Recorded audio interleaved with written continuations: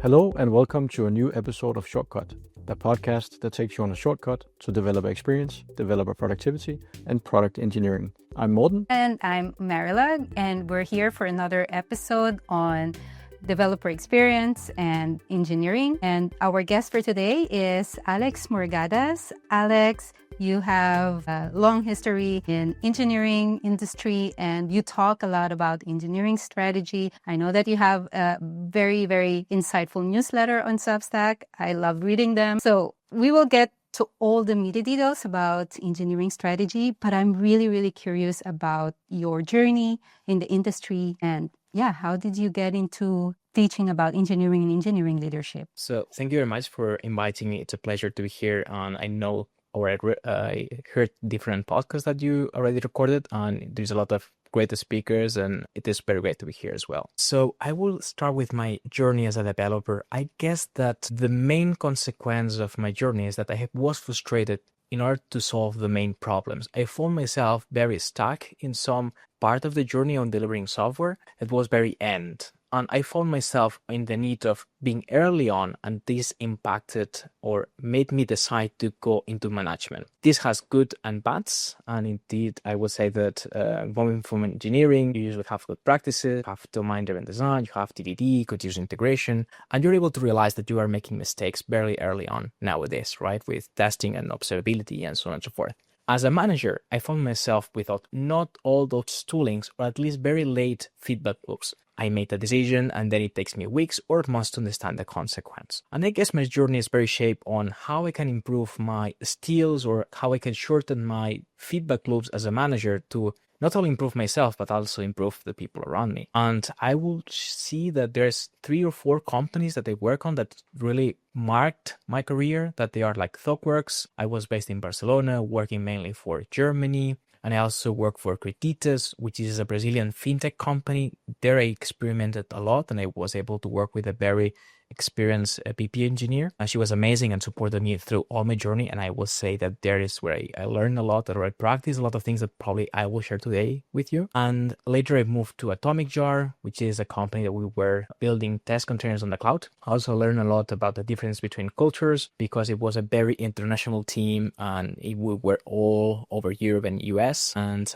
lately I am building Temperature, that is kind of like the summary of all my journey into a product to help engineer leaders to decide or have a shorter feedback loop. So this is my summary of my journey. Yeah, that's very interesting. I'm more interested in diving a little bit into your experiences with the different cultures, working in companies that range both Europe and US and Brazil. So can you elaborate a little bit about the differences that you experienced, say maybe from a European perspective, since all of us are based in Europe? So I think we might share an understanding of how we work with engineering in Europe, but maybe don't have the same perception. We read a lot of stuff that's coming out of the US, but working with it in practice is maybe not something that a lot of us gets to experience. That's true. I guess it always depends on the people, and I have a limited exposure, but I really was able to sense a little about the differences. When I was at ThoughtWorks, the good thing is that ThoughtWorks was very diverse, so you're already impacted by the amount of people from different countries and a lot of diversity. Yeah. At the same time, we're working for Germany. So it kind of became like a local European culture where we focus on collaboration, about let's agree on how we want to do things, let's pair. So there was a lot of team relationships dynamics that were mattering for all of us. I recall that this kind of became similar when I moved to, for example, to Creditas. The first thing it was shocking with Creditas, which was this Brazilian company, is the amount of importance about the people. So I thought that in Spain and in Europe, we care a lot about the human relationships, but until you're not exposed to a culture that is even more important, you don't realize how you are more like action-oriented or you are more like direct. So I found myself really into, how I can adapt myself or all of us into things like giving feedback, how the consensus was made, and how important it was that all the team members were aligned on something and they have the space. It was more like if that didn't take place, things didn't move. And it didn't matter that if you want to go fast, if you skip the steps to create the relationships and you just go to action, things don't happen. So it was a quite interesting learning that the difference between, for example, Spanish culture and Brazilian culture. But then I moved to another startup, which was AtomicJar. And I would say that the US market, or how you do a VC-funded startup, really shapes how you need to run. So I say that because I used to be in companies that you don't have that many budget. And that kind of shapes you a lot about how you build software. But when you have a good funding round, you have a market which is big, and then you move into, hey, you don't need to go slow to build the right thing, just go faster, try to make the right things. And if you are expanding a little more than we need to, it doesn't matter, because the importance is the speed to market. So it was quite interesting to see that the speed at all cost back then, it was kind of the thing. And that sometimes heroic behavior, it was somehow more intended, like, hey, we need to ship this, let's do the harder stuff. And it was more important to go faster than sometimes build consensus or other things like that. It was not all the time this way, because it was a mixture between US people from European people, and when I see different people, it's like Spanish, Germany, Poland, Russia, US. So it was a lot of people from different places, also Mexico. But being in US, with all that expectations on growth, it really shapes you from the board perspective, I would say, or at least it shapes you how you build software. And I would say that market or that tension about all to ship fast, it really shapes the team behavior and create tensions along the way as well. So I would say that I sense these different things in my career, and I would not say that one is good or one is wrong. It always depends. But I will close with something that you mentioned all in your podcast, which is team topologies, that I found in team topologies, thanks to that the authors are from Europe,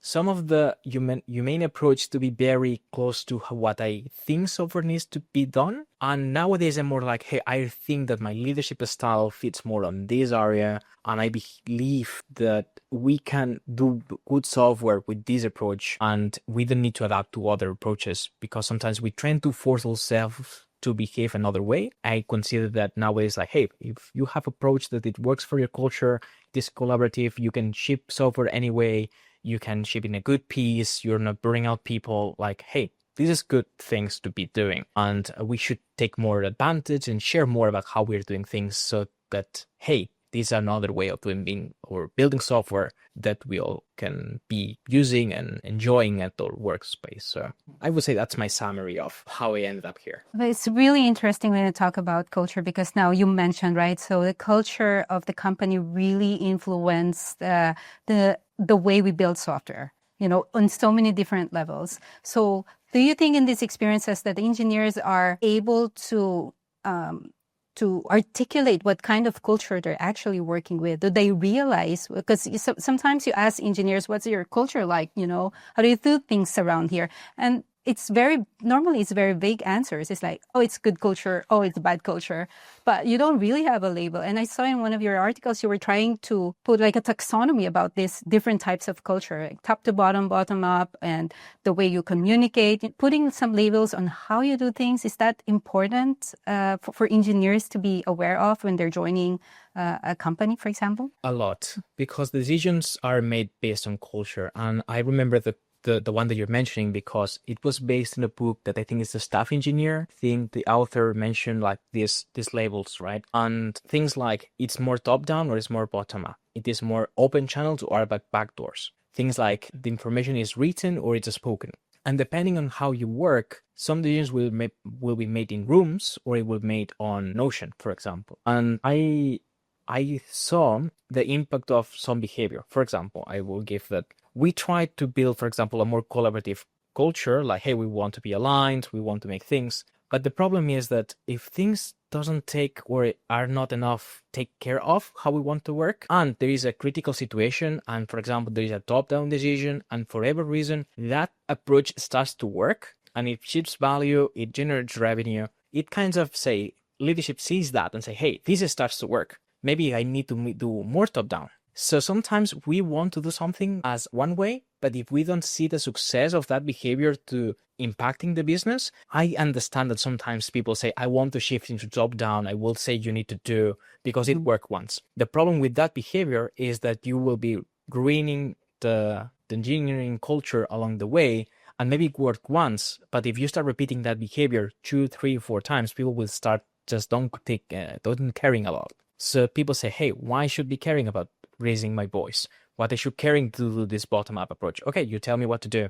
And then all of a sudden, you shift from a culture about people caring into a future factory without intention. So I tell people, hey, just be careful, and you need to be sure that when the shift of culture happens and why it happens. So sometimes saying, hey, did you see that how things are working change? People say like, oh yes, I'm less engaged. Now it's more like these people is leading that and I'm just okay. I don't want to fight for this anymore. It takes too much energy of me to drive anything. So why should I care? And that's when you see cultural shift. People very motivated, shifting in towards something else. And then all these things can go along the way like, okay, this doesn't happen. So people try to even put more pressure and so on and so forth. So I see the importance on taking care that these can go wrong super fast. And when you change or you break the trust, recovering it takes a lot. And usually this doesn't happen with bad intentions, but when you have enough, let's say, psychological safety and people can raise these issues early on, you can dissect this fast and put some pressure and say, not some pressure, like some things to actions and say, hey, this worked once, but we don't want to repeat that. And what we can do to work the way we want so that this can be sustainable in the long term. And this is kind of what I try to do as an engineering strategist, is saying this is to work, but needs to work on the long term, not only once. Yeah, I see why this is important and why it is the audience need to think about, hey, I'm doing something that is maybe solving the issue today, but in the long term, well, long term can mean months, it doesn't mean years, can just block us of innovation, can block us about people caring, people just on adding the necessary attention to things. So super important to cultivate that culture about caring and ownership and so on and so forth. I'm curious to hear your impression around working with different cultures at the same time, and teams that are maybe in different locations around the world, and their ability to find each other. Because I think one of the things that when you work with people of different culture, you often have to figure out how do you give feedback to people of another culture. Maybe they are used to another type of feedback, and maybe, let's say, maybe here in Denmark it can be very direct. In other places, it might be toned to be more polite. So I'm just curious, because if you work with a company from Europe and you work with other Europeans, you might have one approach, but then you have to switch when you talk with your American colleagues, for example, and for them also, they maybe need to switch or can be maybe need to learn to be more direct with their European colleagues and not so much sugar-coated. So I was curious your impression of working in teams across cultures and across continents. I would say that has been a huge challenge all the time. So I would say I'm not good at it yet, because you need to adapt to every person that you have in front. So sometimes only talk about, hey, how you want to receive feedback, and then stick into it. Kind of, I will summarize this the next way. Usually when I have one-on-ones with people, the first one I say, hey, how you like to receive feedback? You prefer like in the moment or later? You prefer that I say, hey, let's have a call, or you prefer me reading this in a Slack, for example? And then people say like, oh, I prefer this. I prefer this other type. And the other things like, hey, you prefer more direct, or you prefer me like to add all the context before getting into the detail? And then I try to follow those preferences from the person. And also I give the people my things like, hey, I usually give feedback this way. Please, it's not against you, it's about solving the actual thing. If you consider that I'm attacking you for whatever I am explaining things, please let me know in the moment. I will step back and then I will start again. Usually this helps a lot, but always there is misunderstandings. I will give an example about that I learned working with some Brazilian colleagues, is that I tell people, if you have a 20 slides presentation and the 15 first are good and the 5 last are bad, I will tell you the last 5 are bad. But people say, no, I will tell you that the first 15 are good, and then you need to figure out that the last 5 are bad. Then people understood the difference. It's like, okay, I understand why you're doing this. And both cases say, hey, we were solving here this. So what matters is the thing on the table, not against you, it's not against me. And that helped a lot. And as well understanding that if you need to create a lot of relationship before giving feedback, or you can go directly into the topic. So it always depending, but starting questioning, like, hey, how you prefer things? You have more this style or the other style? And another question I do for people that also this helped me a lot about learning about each other is, what just makes you unhappy or furious, or things that you don't like? And then people can say, this is what I don't like. I hate when this happens. And then I ask people, what do you prefer us to do when you are in this situation? And then people say, oh, give me a loan. I just go for a walk and I will recover. Or people say, no, just ping on Slack saying, hey, I am maybe too energetic on something. And only by having this kind of conversation, you already have a lot of gained, but still, or at least you will avoid a lot of misunderstandings. I would say that is the main learning after several years with different cultures. But there is no golden rule. It is, you need to empathize, you need to care about people and have patience, and all these guidelines maybe helps you to get into that faster. But just, I would say, make this the more humane approach as you can, and care about people and patience. Yeah. Yeah, and Still good advice. yeah, and that's certainly what makes engineering super interesting. It's not the technology itself, but the people behind the technology. So now we talked about culture, right? And I don't know, somebody said that culture eats strategy for breakfast or something like that. But it's still important to have a strategy, because you mentioned that things needs to be intentional. So when you're shifting the way you're doing things that affects your culture, it's because there was a reason behind it. There was an intention, there was an action that needed to be done, or goals that needed to be achieved. And that's, I guess, where a strategy comes along. But I think a lot of people, especially people in engineering organizations, are still confused when you talk strategy. For most technical people, they would think strategy is a business strategy, but now we're introducing another type of strategy, which is engineering strategy. So maybe you can enlighten us about, what is engineering strategy compared to a business strategy, and how does that affect people who are part of the engineering organization? So why I started reading, so I'm not the first one writing about this. There is Will Larson and more people talking about engineering strategy or tech strategy. But I think my approach comes from the need of having a seat on the table. It is not like business decides and then you just execute, or maybe you have a little of architecture or you want to influence a little here or there. It's not more like we want to be in the same table. And we have our colleagues like product, and product has product strategy, marketing has a strategy, sales have a strategy. And I said, hey, we need to talk about the same language as business so we can have, hey, this is important. And having the name engineering strategy or tech strategy, it helped me to have the right conversations with the necessary people within the organization. And compared to other people, and as Rumbel says in the book, Good Strategy, Bad Strategy, it's not about desires. It's not about I want to add Kubernetes or I want to shift into functional to some other approach. It's not that. Engineering strategy, I say it's like the business strategy from an engineering point of view. You should not see them as competing nor different. It needs to be the same thing and addressing the same high-stake business goal or business objectives. And I say that because if product does one thing and the engineering another and then business another, people will be competing for resources, for time, for whatever. And this doesn't work. What I found is that if I'm able to create an engineering strategy that uses two languages, the engineering language and the business language, then I can align people from the business about why this is important that we maybe do a refactor or invest in these capabilities or we train people, because that will unlock these business goals. That this is what is preventing us to reach the next stage or the next business feature or the next whatever thing we want to achieve. At the same time, it gives alignment to engineering, like why we are doing this migration, why we are doing that other thing. And this gives people purpose, like, oh, I understand the business goals. I understand that in order to achieve that, we need to do these steps. And I know that if I am doing this in this area, I am allowed, I am expected to do this, and adding 10 there, it is good. At the same time, doing things in this other direction is not expected, and it's easy to say no. So it gives us the tooling about saying why we're doing this, how we're going to do that, and what is happening in the day-to-day. These three things are the questions that I aim to help people to answer why something is important, and then build that consensus or alignment, or at least I would say it's like you don't do things that are competing with other actions or whatever, or initiatives within the nations, because that happens a lot. We want to go in a direction, this other department goes in another direction, and then we see that those two things are not coherent with each other.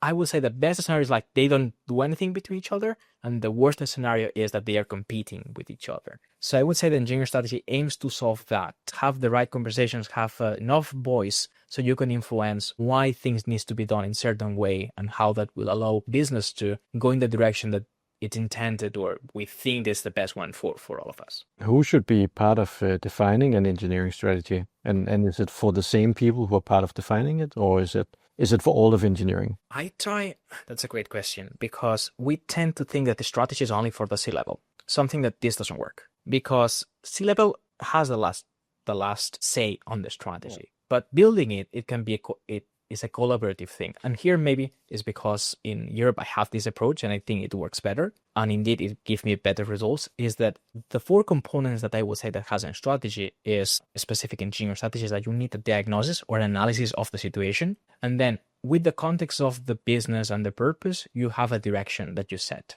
And in order to give this direction, you can suggest certain coherent actions, right? And with these 3 things, you can set some rails or some white rails on things like we're not deviating too much, things like metrics, KPI, so that you know that you're going in the good direction. Or at least checkpoints for feedback loop, because you don't want to have an engineering strategy that takes you a year to verify that you're going in a good direction. If you can verify in 2 weeks, 1 month, even better. So when you are building that artifact or that element or whatever you are creating there, usually it's like a Miro board or a page on Notion or things like this, you need to understand what is the business need or the C-level desires sometimes, or like why you're going that direction. At the same time, you need to connect this with the team's pains. And I focus on pains because usually the pains are the ones that will prevent you to reach that goals. For example, we want to start a new vertical in this new country. And then you go to the team pains and say, hey, which are your pains? Which are the things that you're preventing you to do your job better,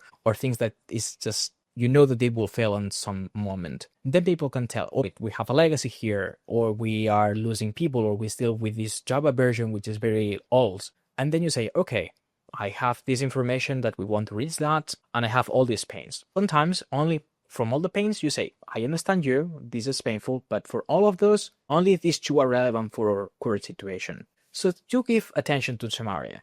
Then you tell the others, hey, we want to understand that you want to reach here. This is our status. We know that these 3 things or these 2 things will prevent us to reach that. So we want to invest in this area. And all of a sudden, people understand that, oh, in order to reach that, leadership understands our pains. So there is like a closer gap. It has been built together. There is a Miro board, for example, with all the people, everything that people care from all the levels. It can be middle management, it can be teams level, or it can be C-level. And then from that artifact, with all the context of all the people, you say, this is what is careful, what is meaningful for the conversation, what we need to have. People say, yes, we understand.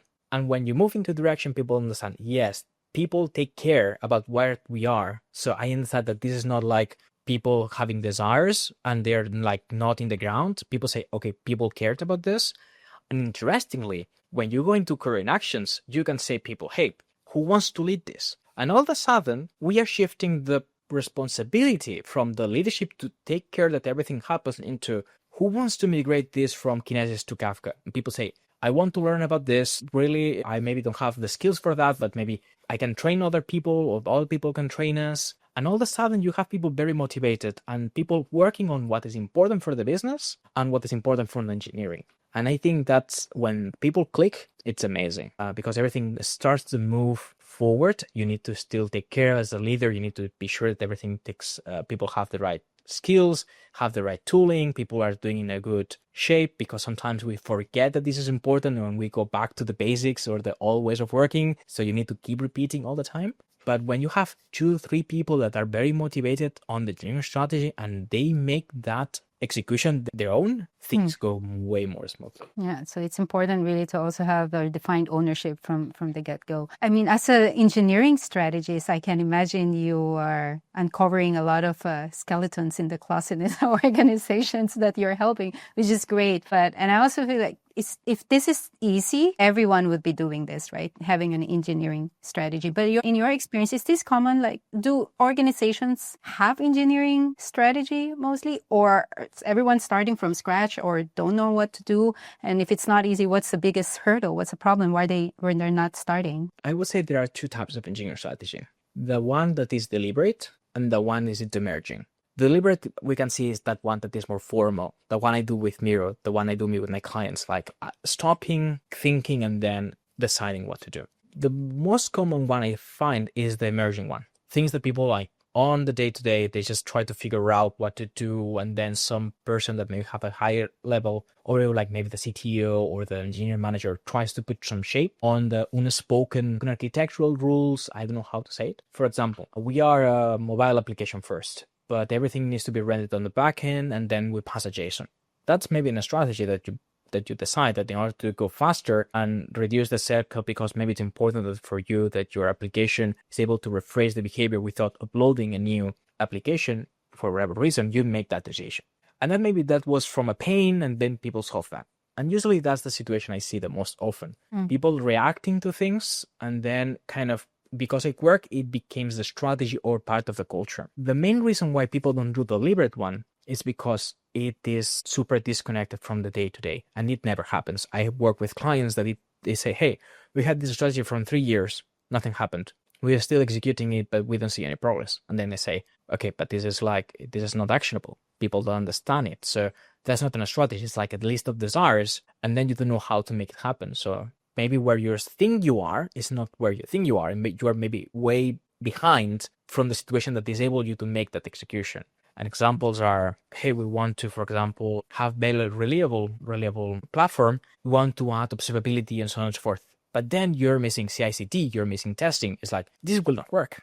You need all the steps from before to reach that point. So unreasonable strategies or list of desires or just a set of goals that people, very inspirational ones. Those are like the more common strategies because we don't know what a good strategy is. And it's more common to say, okay, it needs to be inspirational. And all these bad advices that you find on the internet, it really affects why people don't care. Like, yes, the more common situation I found is like developers say, yes, of course, but my day-to-day, I need to ship this. I will work this way. Why should I do that if people will complain of us that we are going slow? So we just go back to the basics and it never happens. So I think this is the mix of stuff. And I will add another case, which is avoiding conflict on the management level it's way more common than I thought. Because usually as a leader, you are always all the time like faced with conflict. And then when you stop for a moment and then you start asking questions, then you realize, or I help people to realize, it's not only us that we are suffering from this.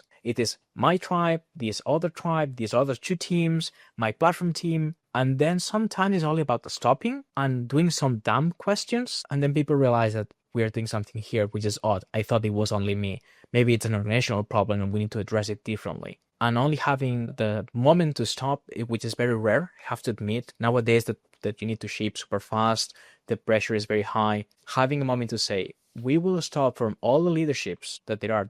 The hour is not cheap. We will spend some time on, then you found there are problems, but then you don't have the mechanisms for aligning on the solution. You don't have the skills about aligning with the conflict. And then all the problem just becomes worse. And then it feels like a waste. So then you go back to just execute, do whatever you can. So is this mix about avoiding conflict? Then when you are having conflict, you don't have a way to make this conflict productive. And then having all these ideas on the air and then able to put them down and say, okay, these are the things that are actionable. We are not over promising, or we just make things real. And I have to say, good engineering strategies are boring. They just seem so obvious that people say like, it's only that. And you say, it's only that, but it will take us 6 months to reach there. So sometimes we need to do this mix of, What are the significance of a roadmap with regards to engineering strategy?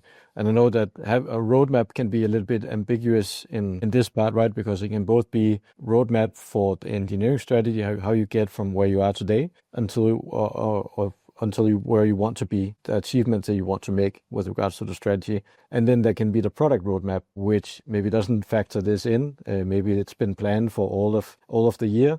You have certain things that you want to deliver as a company or as a team. So I'd imagine that you'd have to take both into account, so to say, because if your strategy is very ambitious, then maybe it's difficult to achieve what's on the roadmap. So maybe there's some benefits in kind of aligning that maybe with the roadmap, or how do you see this from your perspective?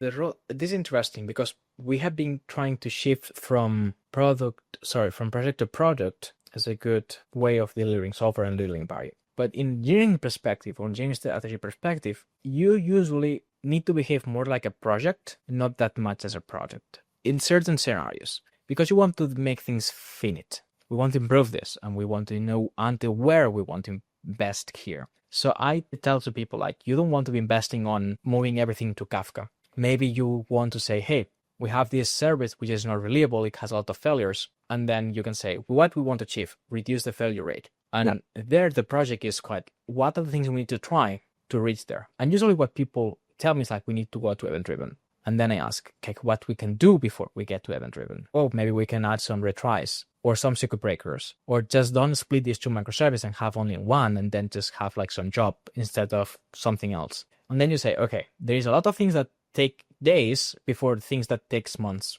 Try all the things first that take days before we need to invest in more uncertain tasks, and just measure when this resiliency is good enough. If before it was failing 10% for 1,000 requests, and now it's on failing 1, for that 1% that is still pending, maybe we only want to add that endpoint as an event-driven. And the rest are fine as a synchronous call with some cache, and that's done. So I combine things like start small, evolutionary architecture, lean practices. You don't want to do big changes. I will give you another example that we did, which is we had a situation where this tribe, I used Ktor for some microservices, with where the rest of the organization uses Spring Boot. There was a lot of libraries that were for that organization, things that worked out of the box because of the Spring Boot. But because that us, we only use Ktor, we had to do all these things manually all the time, and a lot of waste was created. So I said, hey, we need to migrate this to Spring Boot.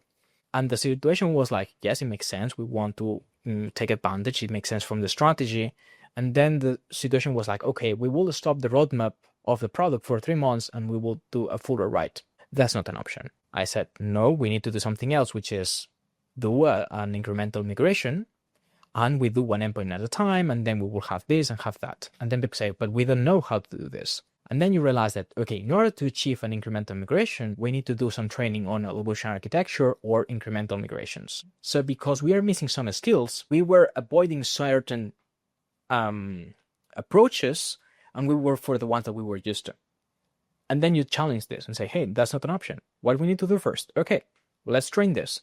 And we need to train for 2 days. And then we do the migration incrementally for 1 or 2 months. It is good. So you need to really combine which are the skills from the people, what you want to achieve, and then have some constraints. Stopping roadmap is not an option.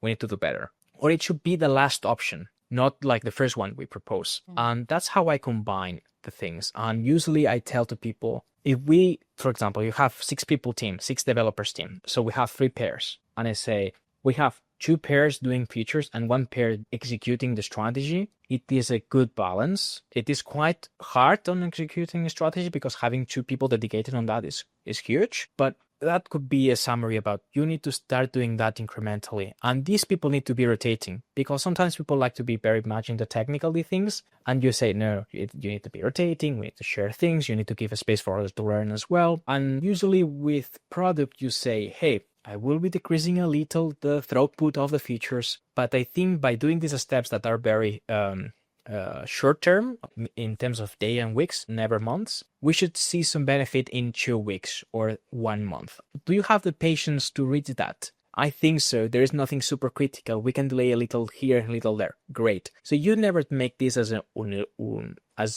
engineering, as a silo. You always stop with product and say, hey, I need to do this and this will work on the long term.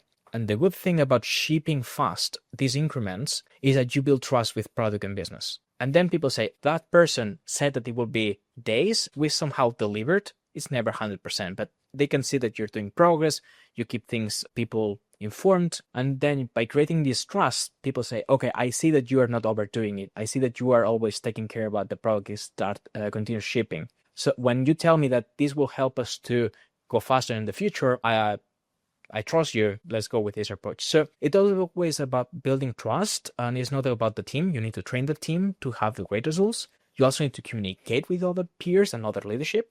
And then people understand, okay, Aleix helped on that. It was prioritized. I see that this starts working. The product also see results, and then everything starts to move better. It is not always perfect, but this is the way that it helped me the most about driving change and improve not only the product, but also the developer experience along the way. And this is the approach that I recommend the most for people that start on the engineering strategy. That is a great advice. Speaking of great engineering strategy, do you see any significant impact of having a strategy in the developers and the engineers' well-being or their experience or their overall cognitive load? So some engineers probably maybe take this as some additional work on top of what they're doing, or do they see this as something that can help them or lessen their cognitive load? Or so what is your experience, and how do you frame this to the engineers whenever you want to introduce the concept of a strategy to them and all the, of course, the action items that they need to maybe fulfill in their day-to-day jobs? My best way, how I tell this is that I pre-announce the announcement. So before I tell that we will do engineering strategy, in the one-on-ones, I start to say, hey, I'm thinking about this. Do you know what is that? And then you start preparing the people so that when you have the meeting, people say, oh, already I know what is this. I have all my issues covered. So what I do in the one-on-ones is trying to identify, you know, what is this? No. Okay. I think it's that. There is something that worries you about this. Like, well, we never have time. We never have this. So that you start collecting all the issues or all the concerns that people have about the engineering strategy or the things that they consider, sometimes real, sometimes like imaginary, I would say. And then you align them either in the one-on-ones or during the presentation. And the good thing is telling, hey, what is worrying you? Like, oh, we are not part of it. This is just done by these people and they don't understand the pains. Or for you, it's important to be involved in this. Yes, it's important. Okay, I will take that into account and I will be sure that you're part of the conversation. Great. But you understand that this is not your final decision. It is leadership decision. Like, yes, I understand that, but I'm happy if they understood that this is a problem.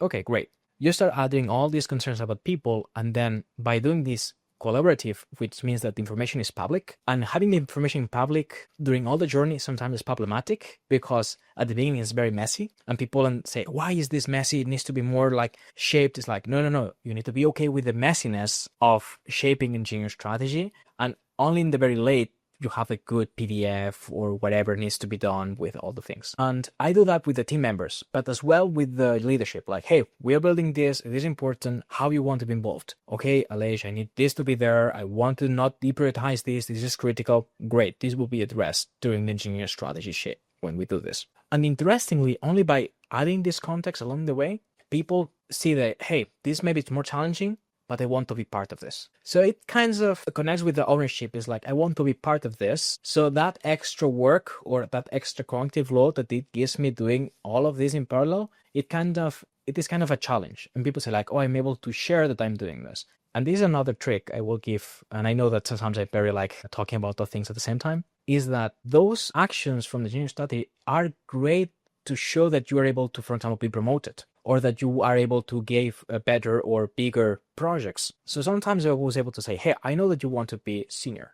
You don't have the skills yet, but if you're able to shape this or lead this initiative with the support of maybe a principal engineer, but you are the one leading this and connecting different people, you will be able to train event-driven architecture, communication with other teams, project management. And then people say, oh, I see this as a learning opportunity. And then the people can say, I am ready for this, or they can say, I think it's too much. And so people can choose when to make the commitment, right? And usually the people that want to be there, want to learn, and so on and so forth, these are the ones that are leading the initiatives about improving or executing engineering strategy. And at the same time, you need to be careful to not burn these people. Yeah. Because when a lot of ownership comes with people with want to do the best, and they tell, you need to do the best within working hours. You don't need to overdo it because then you will burn out. The important part is that you communicate. You can say that when you're not succeeding, and then we will help you on whatever you're struggling with. Because it's not about everything relies on you. It's like you're leading this, but you're not the only one responsible. We are a team. So just communicate. You have this space, and then we will be here for you for help. And that's how you balance like giving people the space for failure and so they can learn. You also support them on the journey and they commit themselves versus you forcing people to do it, right? Sometimes, and I will say that I remember this clearly, we have a lot of actions that we had to do and one was legal. That one, no one showed where to lead that. But it was great because then we saw that was an issue that was maybe put the engineering strategy and that it needed different kind of behavior or how we lead with that. So it also helps you by making optional to lead things, the stuff that no one wants to do, and then you need to do other approaches, like maybe I need to do it, or maybe we need to say, hey, this is part of our work, so let's arrange this. We understand that this is important. So even though no one suggested to delete this, regardless of that, please, let's find a way to make this happen. Then people say, okay, I don't want to do that, but I understand it's important. Let's do it. So it was this combination of tools or approaches that it helped us to lead with the excess of cognitive load that an engineer strategy leads to the day-to-day. I'd actually like to dive a little bit more into the cognitive load part, because that's also something that you write a lot about in your Substack, in the articles that you publish. So I'm curious, like, what prompted you to think more about cognitive load? So, and I will start from when the first thing I said during the beginning of this podcast, which is I wanted to understand how I can learn faster about the impact of my decisions. And the good thing is that cognitive load, it is a proxy about which is the consequences of certain decisions. For example, let's split this team. And then you expected that the people were able to go faster, and then you experience the people even slower. And then I found that cognitive load, if you don't have a tool that we can talk about later about temperature, and you only have like some notion from team topologies that this is the term that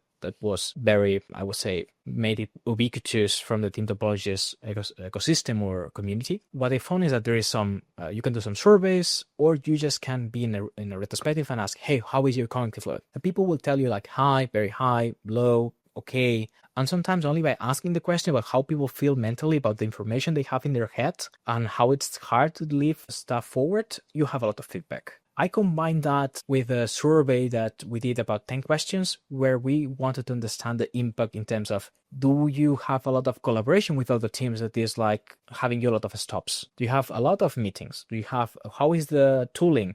It is reliable, it's failing all the time. How is the CI/CD? Every time you push, it goes well to production, or it is failing because the test suite is not good enough. How you are operating the services. Are you able to understand if something is failing very fast or not? And only by having these kind of questions about the areas about adding cognitive load to people, you understand that certain decisions have certain impact. And I found myself saying, okay, these surveys or this way of getting how the team is helping me to understand if something went off at some point. I recall a situation where we had a new leader, and the team started to have a lot of cognitive load in terms of processes, ways of working, and the people even considered leaving the company in the very extreme cases. And it was able to be identified by saying, okay, this team was okay in cognitive load, and now it just spike.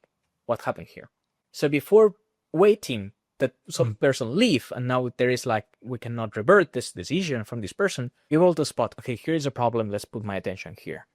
And now with cognitive load, I was able to understand how the teams were. For context, I was leading 6 teams in 2 different types, around 40 developers, let's say.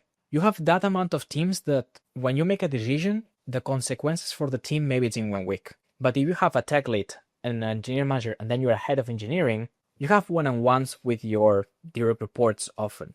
But they have another frequency. So from the moment that the software engineer complains about something, it is communicated through the retrospective or from a one-on-one, and that is communicated up. And that person considers it's enough important to also report it upper. Maybe you are 2 months in the problem, and I think it's way too much. I found that having this kind of cognitive load, sensing every cadence that you consider good enough, then you're able to spot these things way earlier than I was before. So that is why cognitive load for me was very important, to kind of be able to have a report in enough cadence. When enough cadence for me, it's 1 month. So the people say, yes, I am able to report this. They were able to say, oh, I am reporting this, and something happens in 2 weeks. So it's not like they report things and then people forget. It's like you report things, people take action, people care about or the health of the team, and this is an unintended consequence. The cognitive load of the teams started to be part of the engineering strategy because it was a great input. It was like, this is the engineering strategy, the cognitive load at this moment within the engineering strategy, and we see how it is impacting positively or negatively the cognitive load. And this was like amazing, because now I was able to say, hey, we are maybe having less books in production, but we are burning out people.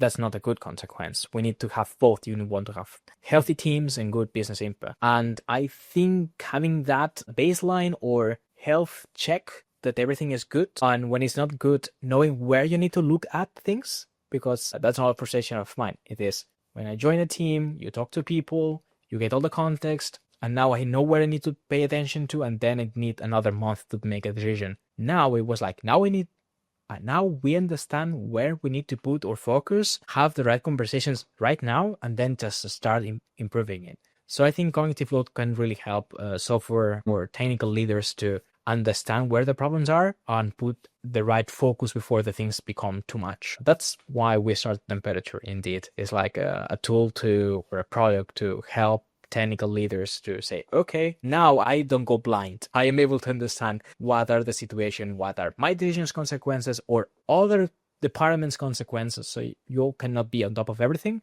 And it can be a good sensing of, okay, everything is still good. Yeah, I think it all ties up together, right? So that's super valuable to have that cognitive load because it's fitting into the engineering strategy, and the engineering strategy also affecting the cognitive load of the engineer. So who's staying on top of this in your experience? Is it the technical leaders? Is it engineering managers? Is it the developers themselves? Is it top management or everyone? So is there a very specific hierarchy of responsibility on who needs to understand the trends in cognitive load? I would say that the more in the top you are, the more important it becomes. Because otherwise you're losing feedback. And I say on the top because usually you have more tools to drive the needed impact for the teams. Usually what I found is that teams tends to achieve a local maxima. Things that, okay, we are capable of improving this up to this level. This is up to leadership. And the good thing is that people can say, hey, this is not our problem. This is like how it is like. It is affecting us, but you as a leadership, you need to decide how you can improve this. So I see that teams usually with retrospectives, they are able to solve a lot of things by themselves. But at some point, they cannot do this. For example, if you're a team that you're receiving features defined and you're not part of the solution, and then you have a lot of rework. Yes, but you need to involve the leadership to say, hey, we want to stop receiving feature. We want to be in part of the definition of the problem. So for these people, it's outside their scope of influence. And then is when you as a leader, you say, okay, that is impacting these teams. I see that these handovers between leadership and then other teams doesn't work. I want to put something into action here. I think that is the area that the more power, or let's say power, but area of influence you have to change processes and ways of working, the more it helps you because you can affect to more things that are causing cognitive load to teams. At the end, I saw that teams it become part of their routine to check this. And they say, hey, even though we are reporting this, we have the data, that's good for us. We're saying, hey, this is a problem. We understand that maybe it's not the biggest problem you have as leadership, but at least you know. Meanwhile, we will improve these other areas, and we want to keep improving. This helps in two ways. One expected, one unexpected. When I had 4 teams, one team was doing super good, high performing, nothing to do from my side. What happened is that I had another 3 teams that were underperforming, in my opinion.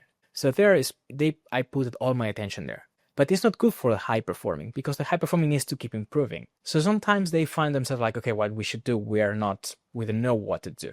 But with the cognitive load that said, hey, you still have some cognitive load here. Maybe you can improve here. So they have a reason to keep improving. Based on cognitive load, we thought the need about maybe a person to be having all the sensing or understanding all the situation and then proposing improving. So saying, hey, you should focus here and there. So it was a nice thing that it helped us to improve the low performance teams, but the high performing teams found areas that they could keep improving by themselves. So it was a nice reason to keep people motivated about, hey, I keep learning, we can keep growing, we are not done yet, therefore we should continue improving here and there. Or for example, now we added a new junior into the team and now the cognitive load of this team exploded because we lacked documentation and say, hey, maybe something you need to improve, how you onboard people. So there are a lot of unintended consequences that now I see a lot of value in them. And you mentioned this temperature tool that you're actually working on. So I'm curious to hear if you can share a little bit about the tool itself, how you can use it as a team, or is it more for engineering managers? Temperature was indeed started from within the team topology ecosystem. Indeed, Manuel País, the co-author of the book, started this initiative, and then he called me like, "Hey, Aleix, you have all this on-company experience. Do you want to join us and lead this product forward?" So that's how I end up in Temperature. The intention of the product is to help technical leaders to able to drive change within the organization. And we found to help two main personas, I would say. The one is the people in the team level, like tech leaders or agile coaches, people very near into the team pains. The main user is saying, "Hey, I know all my team pains, but I'm missing the data that backs my claims. With Temperature, now I have enough reports, I have enough data, I have a nice dashboard where it tells me all the problems. We add all the context of the developers, and now we are giving all this data to leadership saying, hey, this is the problem. Now we're tracking this. If it is not important, now we need to take action." Because several people complain about, "I want to drive this," but then I get the question, "Do you have any data to support your claim?" And they say, "Well, we have some retrospectives, we have this, we have that," but sometimes it is not enough strong to gain the enough support to drive the needed change. And the other user persona is kind of manager of managers, like head of engineers, VPs, or CTOs, that they cannot be on top of anything at the same time. And they want to say, okay, which is the problem of my organization? And then they start finding patterns to say, oh, I see that the cognitive load of, for example, team complexity or contextual complexity or tooling, it is affecting several teams. They want to do initiatives that impact the most of the teams, not only individual teams. So they are able to detect these patterns about, okay, I have all these problems with this team. Can we do something that impacts them all at the same time? So the impact of, or the ROI of the initiative is very high. This is kind of how other people are using it, more into detecting these patterns and then trying to dig into what are the reasons. Okay, let me understand what people are adding in the context of this area. Okay, is this, is that? Okay, I see. So all of a sudden they can, because we have a dashboard that we have all the teams with all the cognitive loads, and then you can see the trends up and down and saying, okay, things are going to a high. What is going on here? Or things are going too down. Can we have things improved a lot? Can we give more, for example, more domains? Can we start new things? Can we just do more value, right?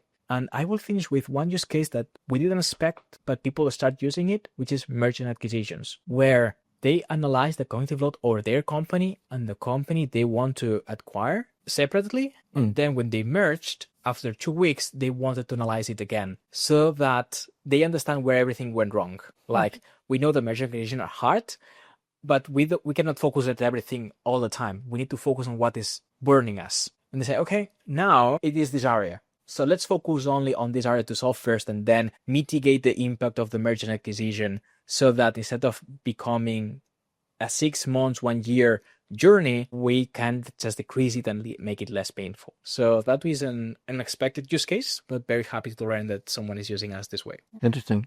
We should put that in the show notes. Definitely. So people can check it out. Definitely sounds really helpful. And I don't know about you, Morten. I feel like I can keep on talking for another week or something, because this is also a topic that resonates for both of us, because we work a lot with engineers, you being an engineering manager, me having an engineering company.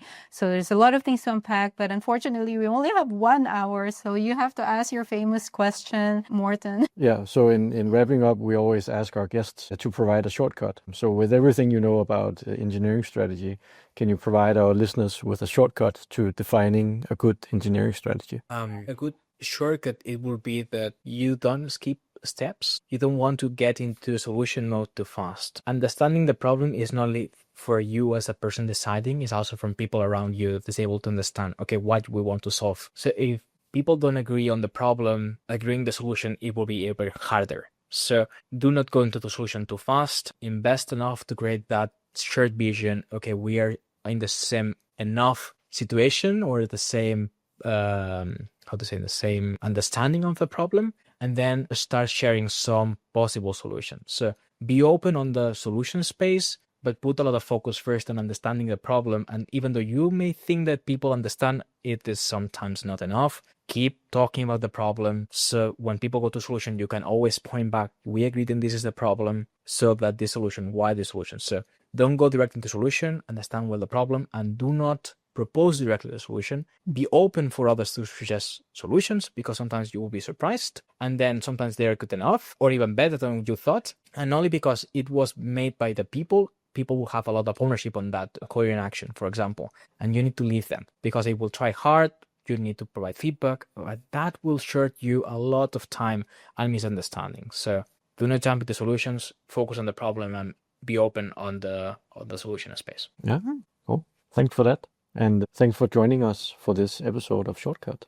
Thank you so much, Alex. And I'm sure a lot of our listeners would like to find you. So we will put your contact information in our show notes, and of course, a link to your newsletter in Substack. Thank you so much for your time. Yeah, thank you. Likewise. Thank you very much.